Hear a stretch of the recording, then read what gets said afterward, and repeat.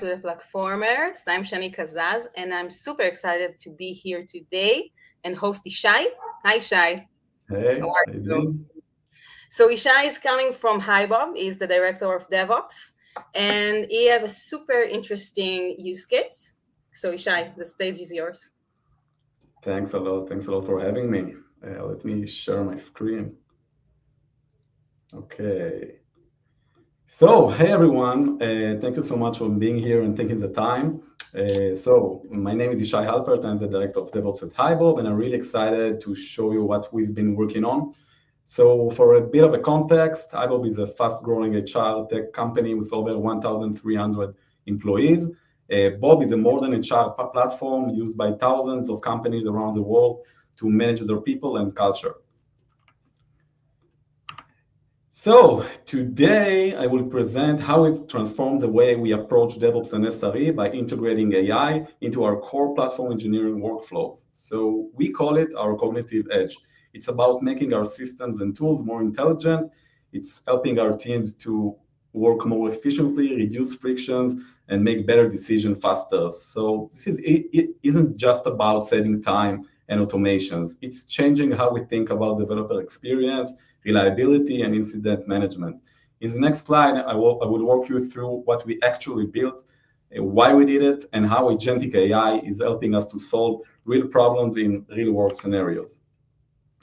So let's step back and look on what's happening in the industry right now. So AI is moving fast, and while it's helping developers ship code way quicker, automate testing, and all of that, it's also creating a bit of a chaos for the folks on the DevOps and SRE side. So development cycles are shorter, expectations from the team are higher, and suddenly we're supposed to support infrastructure and automation at twice the speed, but with the same people and tooling. So Gartner recently reported that over 70% of the developers are already using AI tools, and that's huge. And while that's great for productivity, it means that DevOps teams are under more pressure than ever. So down here, I've broken down into three areas. First, accelerated delivery cycles. Devs are pushing changes faster than ever, and that means that we need to keep up. Faster pipeline, quicker deployments, the whole deal.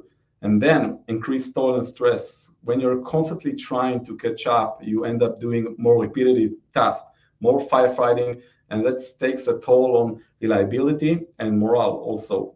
And finally, shifting skill set and cultures, that's a big one. The role of DevOps is changing. It's not just about running pipelines and infra anymore. Now it's about designing intelligent automations, understanding how to work with AI tools, and kind of rethinking how we fit into the new AI-driven development cycles. So yeah, AI is helping, but it's also forcing us to adapt fast.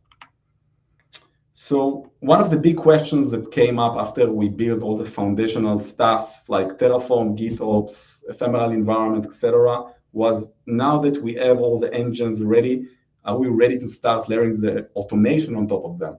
So we start looking around, exploring a few open source projects and off-the-shelf products, and honestly, each option came with its own complexities and trade-offs.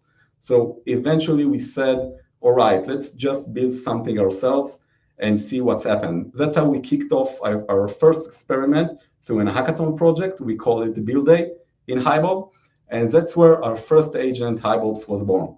So in a nutshell, HiBobs is our AI-powered Slack interface, an agent we built that now runs over 70 different flows.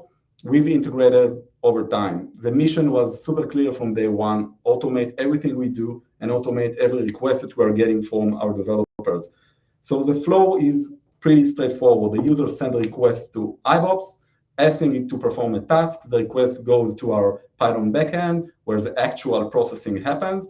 And first, we run an authorization check using Okta. Once authorized, the message is passed through OpenAI function calling API, which help us understand the user intent and match it to one of our internal functions. We've built out tons of integrations: GitHub, AWS, Datadog, Kubernetes, Argo CD, you name it. And all of those integrations are mapped to real use cases like creating new services, spinning up SQS or Kafka queues, and topics, adding environment variables, scaling environments, opening Terraform PRs. And once the bot figures out which function to run, it replies to the user with a result or asking for additional input if needed. So the goal is to turn routine DevOps tasks into a conversational experience and make humans out of the loop wherever we can. So as you can see here, when there is no matching function available, the agent simply responds and lets the user know that it can't help with the request. But when the user intent doesn't match a function, the agent starts the flow by collecting any inputs if needed to run the tasks. So now you're probably wondering, do we need to do a lot of prompt engineering as LLMs aren't fully deterministic? So of course we did. We spend a lot of time refining the prompts to reduce all those hallucinations and improve the intent accuracy. So on top of that, we built a smart feedback flow right into the conversation. So if something goes wrong or the response isn't helpful, we can capture that signal and continuously improve the system. So we've built a lot of strategies around the ephemeral environment. They're a big part of how we debug and test our code. So in this example, you can see a user asking the bot to create, let's say, a demo environment. Once the request is submitted, the bot collects the required inputs and sends the data back to our backend. From there, the request is passed through our eventing layer using Argo events and triggers service we call Thor. Thor is our GitOps orchestrator. Thor is in charge of handling all the commits we do to our repos.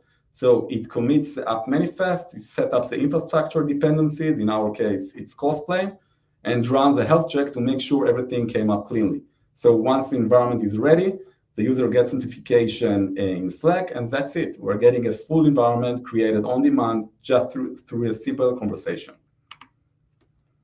Okay, so let's see it in action.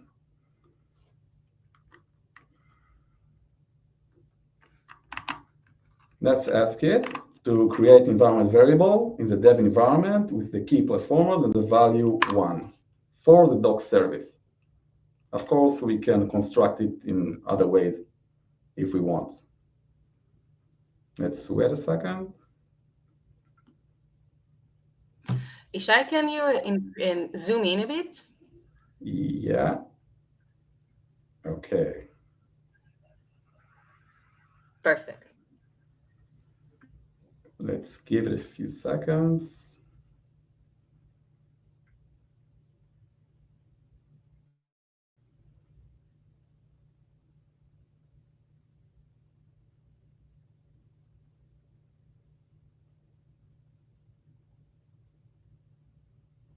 Okay. It takes a while. Yeah, live demo. It's always like that. Yeah. You gotta have your Bill Gates moment, of course. But yeah, here we go. And the environment variable with the key platformers and value 1 has been successfully added to the docs. And then we're getting a GitHub pull request, as you can see. And we have a channel for that. I will show you in a moment that we added our config maps. And everyone would think, what about security? We have all the guardrails around it. You can push things that related to secrets, etc. So this is how we are getting it. There's a support channel that we can see everything, and the DevOps support just need to merge the PR. So let's ask it to create now SQSQ for us. And now it's asking us which queue name, which environment, and it needs assign a task URL, and is asking about if it's a FIFO queue or not. So let's call it platform 02 in the dev environment, 02 in the dev environment, and FIFO queue, and this is the Asana URL. Okay. We just keep it for auditing. So let's wait a sec. Okay, and now for this flow, we have approval flow because we have approval flow for certain kinds of tasks if it's sensitive. So let me approve the request. Let's wait a while, and then we will get notification about it. We'll get a pull request out of it. Just a second. I have to In say this the, is very cool. so in the meantime, let's ask for another thing. Let's ask it to create, and here we go. We have the PR for the SQSQ with everything. So just a second. You got some glitch here. Yeah, of course. Let's do, of course, we gotta have it. Just a second. Okay, let's try it again. Okay.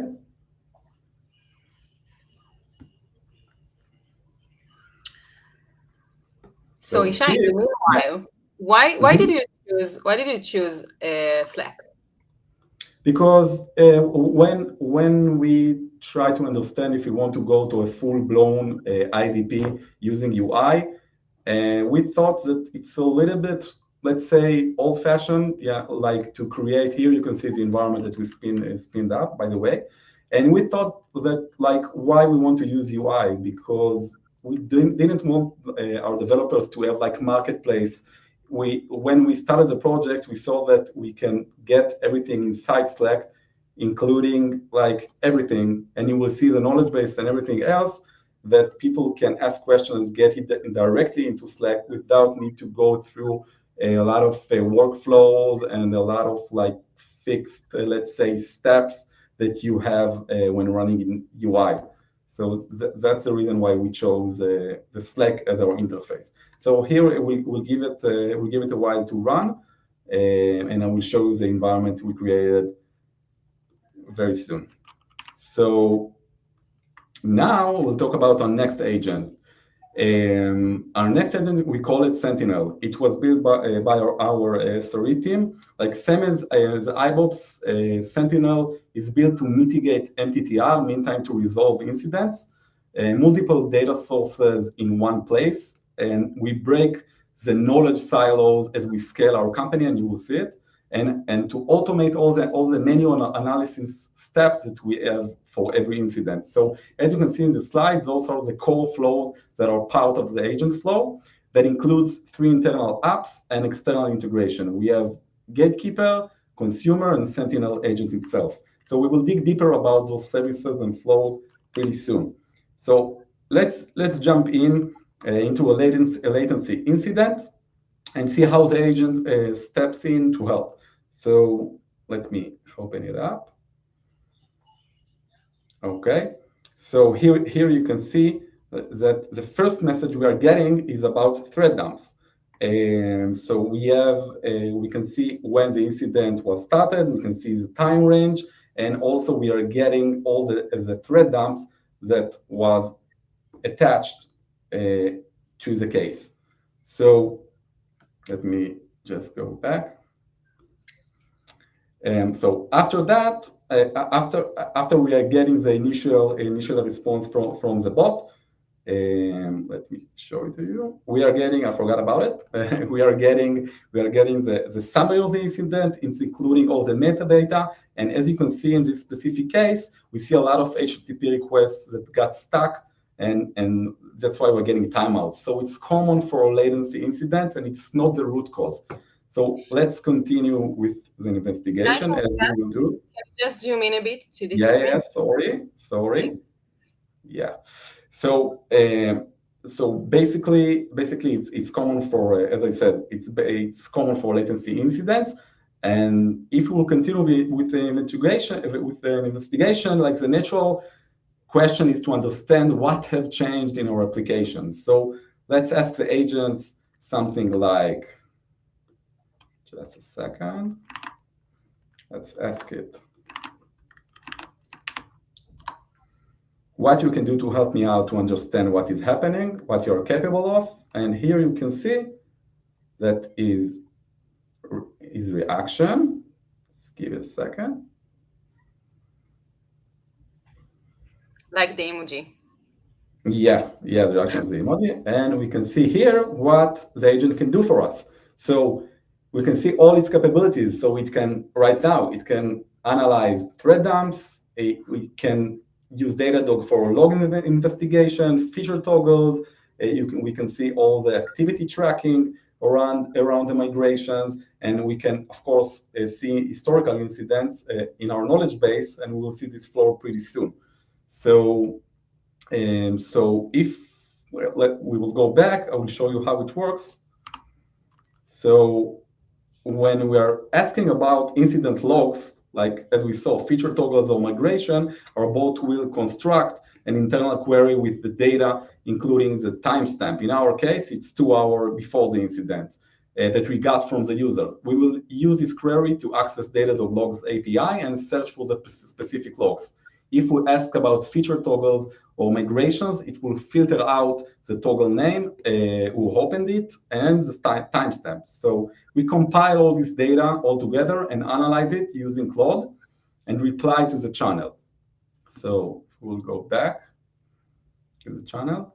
Like, as you can see here, it's also staying that is only performing the dump analysis, and it found IO starvation and the root cause itself. So there's a couple of recommendations that we have, and if it's not enough, in most of the cases it's not enough. So we'll continue with the investigation, and we'll ask him about another timestamp. Let's say, have a look on the thread dumps 10 minutes before the incidents, and we will let it work for a while. So how we fetching and analyze the thread dumps? So first we figure out what the user is asking for. Say they want a thread dumps from 10 minutes before the incident. As we asked him, the agent takes and translates it into proper time range. So it pulls the relevant dumps from the S3 bucket, where everything is already stored up front. And once the files are there, we read them, we compile everything into a single view and run some AI analysis on top of that. So finally, we return the insights back to the user, and we can see it here. Sorry.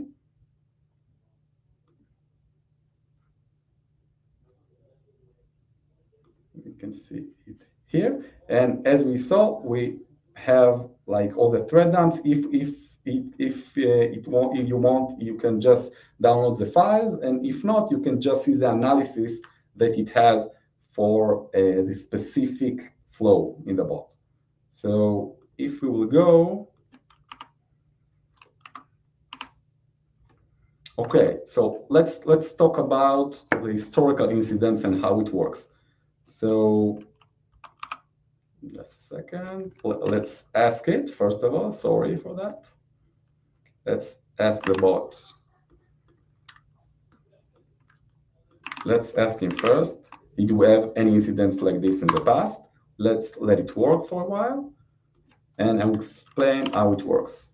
So how it reads those historical incidents. Anytime we ask about past incidents, the agents start pulling data from our knowledge base.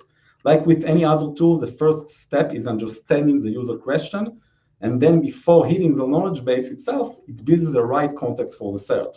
In this example, we looked for latency incidents related to the HiBob service. So once the context is ready, it sends the query to AWS Bedrock, and the response comes back as chunks of relevant documents, which the agents then uses to analyze and craft a meaningful answer to the user. So if we will see what it answers, so this is very important. Let me just, okay. So here we can see historical incidents that we had before. Just let me, okay. You can see in historical incidents. We can see here that it happened in the past. We can see the dates. We can see the incidents themselves.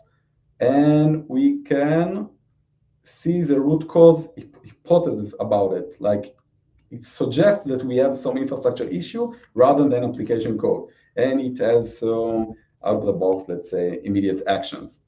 So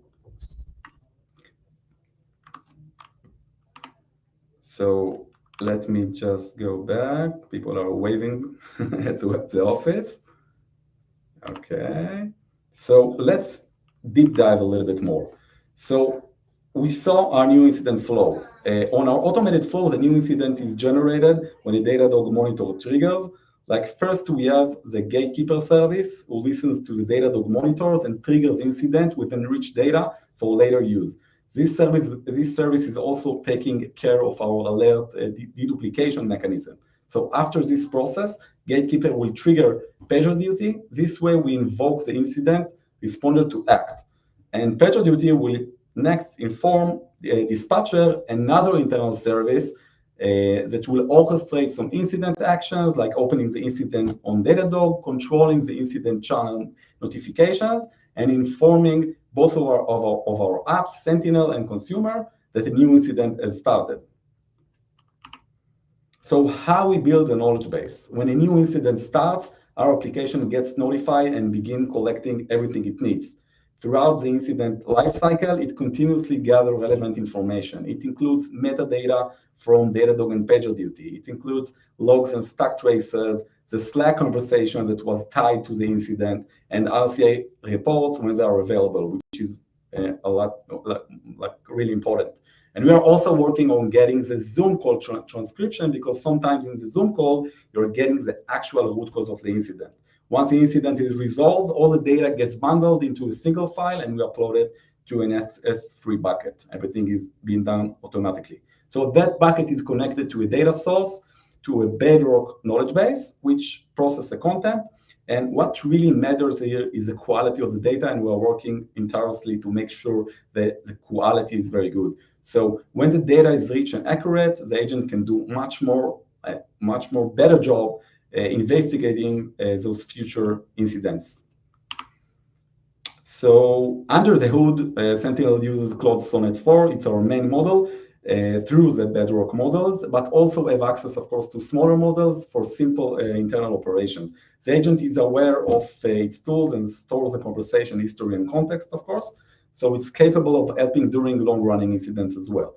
Internally, it uses different specialized agents for different type of incidents, knowing which tools to use on each incident. So today we have only two of them. We have one for performance, and the other one we call generalists. So by having multiple specialized agents, we can fine-tune them for their specific type of incidents, and everything is powered by LangGraph. You may have heard about it, but for those who haven't, LangGraph is a framework built on top of LangChain, and it lets you design workflow with memory and choices on each step rather than straight one-way change workflows. So as you can see, we have a couple more tools that we are working on to integrate, like Datadog, GitHub, and Argo CD MCP. Of course, you gotta have MCP in your presentation. And I guess you can understand how much power we will gain from using them in the future. So with LangGraph, we can map out our incident workflow in a very clean and flexible way. It's all built as a graph, so each step or node connects naturally to the next. In our case, the agent kick off by enriching the incident data and figuring out what kind of incidents we're dealing with. Based on that, it routes to one of our two specialized agents. Both of them are fine-tuned to behave in different cases. Like the performance specialist will focus on analyzing things like thread dumps. On the other end, the generalist will dig into logs and stack traces. So both have access to various tools and data sources, and they jump between them to figure out what's going on. So once the analysis is done, the agent checks, do we have enough info? If yes, it posts a summary in Slack. If not, it pings the incident commander for help. So we will get more information if it's not available for him. So this flow helps us get a clearer picture of what's happening, and it's all handled dynamically by the graph. Okay, so now let's wrap up with the future. When we saw that HiBob was a big success and how it shaped our developer experience, we started thinking about how we still have lots of ongoing communication with developers, especially around first response or tier one type of issues. Then we decided to create another agent. We call it First Responder. I know it's not that creative, but we might change it in the future. So let's see it in action. Just a second. Okay, so it will run basically on the DevOps channel. I guess everyone has their own company DevOps channel. So let's ask it something very general. How I Yishai, should, quick reminder, zoom yeah, in. zoom Zoom in. in. Yep. Let's ask him how I should troubleshoot Linkerd, which is a pretty common for people that using service mesh. And let's see what it answers. So from our knowledge base that we feed from Notion, I will show you in the next slide the workflow itself. This is like we can see the sources, by the way. This is troubleshooting steps that we are getting from our knowledge base that everything that it feeds by Notion. So we feed our knowledge base nightly with everything we have in Notion, and we are getting the answer about it in how we should do it in our company. And then if we will ask something else like how PR environments work in Bob, it listens on the background, and we can see that it's working on it. Just a second.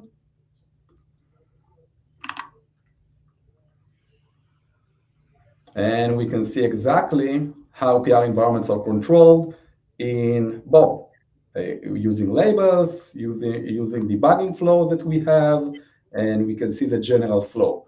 And now for the fun part, if you will ask him something that it's more complex, what is the status of PR number when we're using GitHub MCP for that,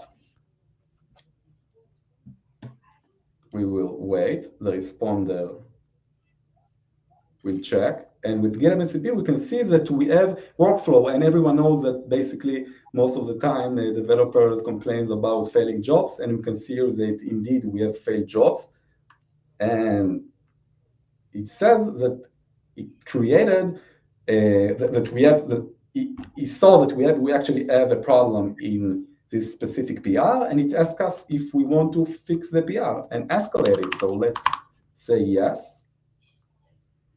And just a second, sorry. It's dispatched our issue to HiBob.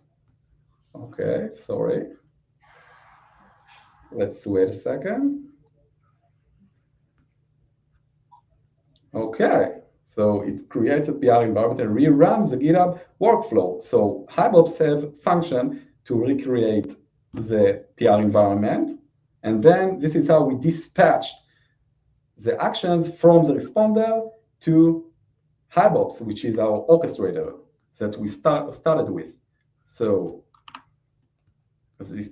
first of all, this agent is still under development, but it's already pushed us to think more about how our agents will collaborate in the future. So first responder listening to events in the general DevOps channel in the background that is quietly analyzes all the flows using LangGraph.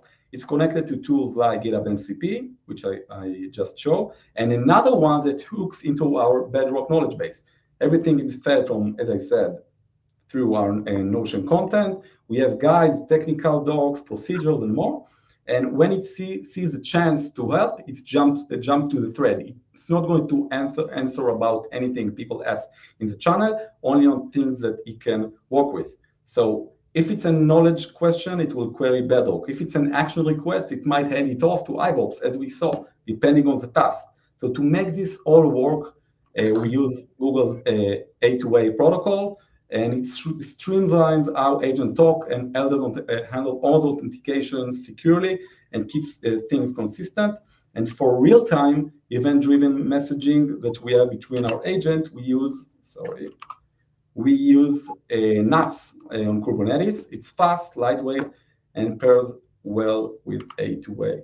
So that's all for today. Special thanks to my amazing DevOps group that made everything you saw today a reality. So, and if you want to hear more, feel free to reach me out via LinkedIn.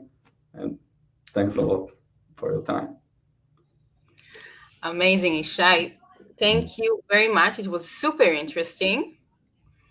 Do you have some time for questions? Yes? Yes. So Dan is asking if Python is a significant part of your work. Of course, Python, everything you saw, everything was built using Python. And how did you choose the best model that fits your needs? And do you host the model, cloud or local, or use API calls? No, so we're using API calls through Bedrock, and how we choose the best model. It's very, let's say, it's a lot of trial and errors because in the Sentinel agent we have a couple of models, so it's a lot of try and error, and we wanted to keep the budget, and we also think about budget because we have a lot of calls to the models, and we try to aggregate between the models to make sure that we are not like overpay about like very basic stuff that you can get with the lower models. Cool. So thank you very much, Yishai. Let's wait for some questions if we have some more. So if you guys at your home have some more questions for Yishai, this is the time. I have to say it was super interesting. I love to see your platform. I love to see how it's integrated with so many tools that you have, so many data that you have, and aggregated over the time. Super interesting. Thank you. Thank you for having me. How like how long it took to build it? Wow.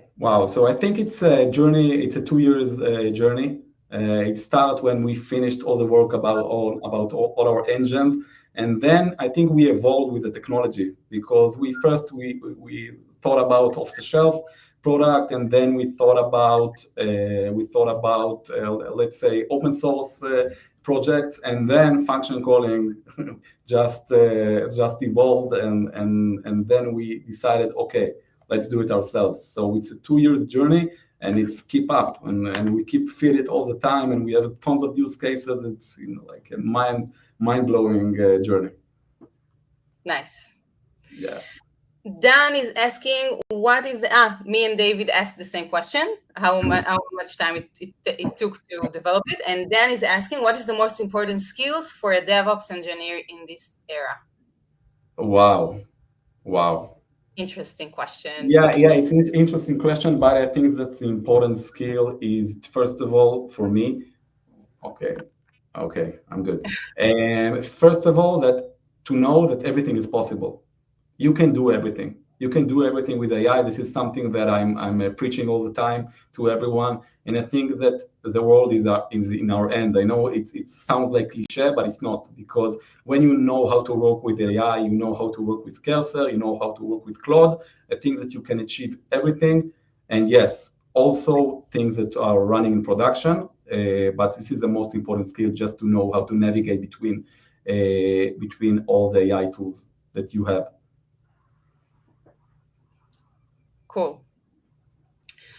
So I think that we don't have any more questions. So thank you very much, Yishai, for joining Thank us. you. Super interesting, and thanks. See you next time. Thank you. Bye, Bye. everyone.